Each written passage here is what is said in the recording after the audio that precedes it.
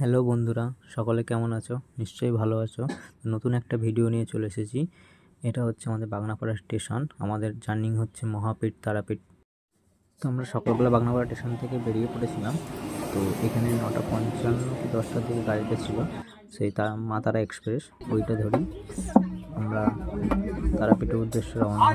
ট্রেনের মধ্যে একজন খুব ভালো গান করছিল, গানটা শুনলাম, তাই তোমাদের জন্য কিছুটা তুলে ধরলাম ভিডিওটা।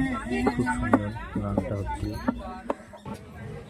এটা হচ্ছে তারাপীঠ স্টেশন, খুব সুন্দর লাগলো। এরপরের স্টেশনটা হচ্ছে রামপুরহাট,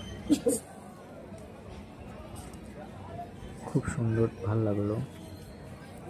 তো আমরা তিন বন্ধু, একটা ভাই ছিল,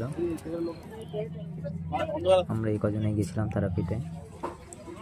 খুব সুন্দর জায়গা বন্ধুরা, তোমরা যে যে যাওনি তাদেরকে বলবো অবশ্যই যাওয়ার জন্য। আমাদের যাওয়ার ইচ্ছা আছে এরপরেও। খুব সুন্দর জায়গা। লিফটটা বন্ধ ছিল, মানে এত ভিড় হয়েছিল, লিফটটা বন্ধ ছিল, সেই কারণে সিঁড়ি দিয়ে উঠছিলাম। আমার বন্ধুরা আমাকে অনেক রকম কথা বলছিল, তো সব ডোন্ট মাইন্ড। তো খুব মস্তি করেছি, খুব এনজয় করেছি তারাপীঠে গিয়ে। এই হচ্ছে তারাপীঠ স্টেশন।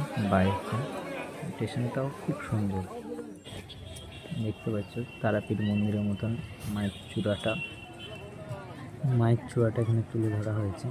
খুব সুন্দর লাগছে দেখতে বন্ধুরা, অসাধারণ ফিলিংস আসছিল। মানে জীবনে আমার প্রথমে তারাপীঠ ভ্রমণ, বা মায়ের ইচ্ছাতেই বলতে পারো, মা ডেকেছিল বলে যেতে পেরেছি। আস্তে আস্তে এখান থেকে বেরিয়ে পড়লাম। টোটো বা অটোতে তোমরা চলে আসতে পারবে তারাপীঠ স্টেশন থেকে নেমে। টোটোতে একটু পয়সাটা বেশি নেয় ঠিকই, আমরা অটো পেয়েছিলাম, অটোতেই চলে এসেছিলাম। তো অটো করে আসছিলাম, চারিদিকে মাঠ ঘাট, মাঝখান দিয়ে রাস্তা, খুব সুন্দর লাগছিল। চারিদিকে সৌন্দর্যটা খুবই সুন্দর, আমার খুব ভালো লেগেছে। বড় মার গেট, মন্দিরের গেট না, মায়ের গেটটাকে তুলে ধরেছে। এটা তারাপীঠ মন্দিরে এই রাস্তা দিয়ে যেতে হবে আপনাকে, যেরকম একটা জাস্ট তুলে ধরেছে। গেটটাও খুব ভালো লাগলো। আর কিছুক্ষণের মধ্যে তারাপীঠে পৌঁছে যাব।